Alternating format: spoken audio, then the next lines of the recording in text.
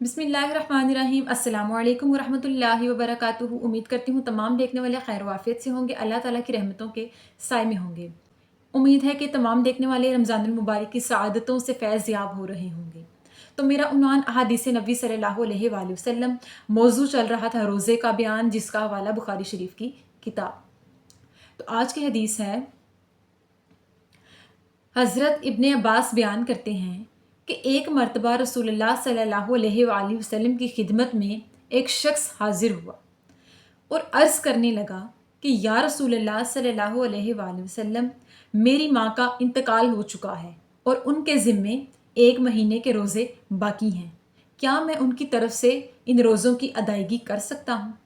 तो आका अलैहिस्सलाम ने इरशाद फरमाया कि हाँ ज़रूर, तू इनकी अदायगी कर सकता है। यानी इस हदीस की वजाहत में आका अलैहिस्सलाम ने फरमाया कि जो शख्स किसी की तरफ से कज़ा रोज़ों की अदायगी करना चाहे वो कर सकता है। अक्सर लोग जिनका इंतकाल हो चुका होता है, हमें उनकी इबादत का हिसाबो किताब नहीं होता, तो उस मरने वाले शख्स को चाहिए कि वो अपनी ज़िंदगी ही में किसी को वसीयत कर जाए कि मेरी तरफ से ये कर्ज़ अदा कर देना या मेरी तरफ से ये इबादत को कज़ा कर देना।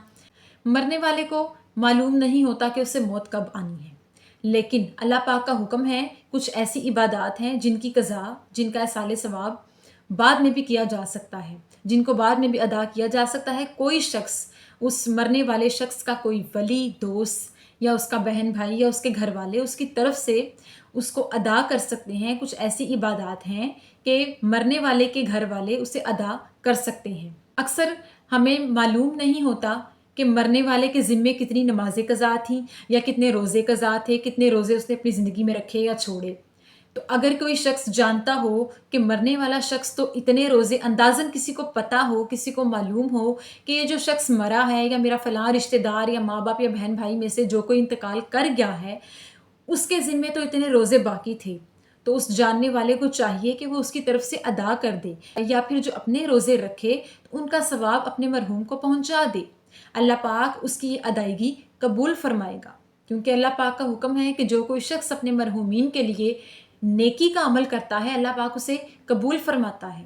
और मरने वालों की तरफ से अगर कोई शख्स हज अदा करे, तवाफ़ करे, नमाज़ें पढ़ के सवाब बख्शे, कुरान पढ़ के सवाब बख्शे और रोज़े रखे और उसकी अदायगी का सवाब जो है वो अपने मरहूम को इसाले सवाब कर दे, तो इसको अल्लाह ताला कबूल व मंजूर फरमाता है।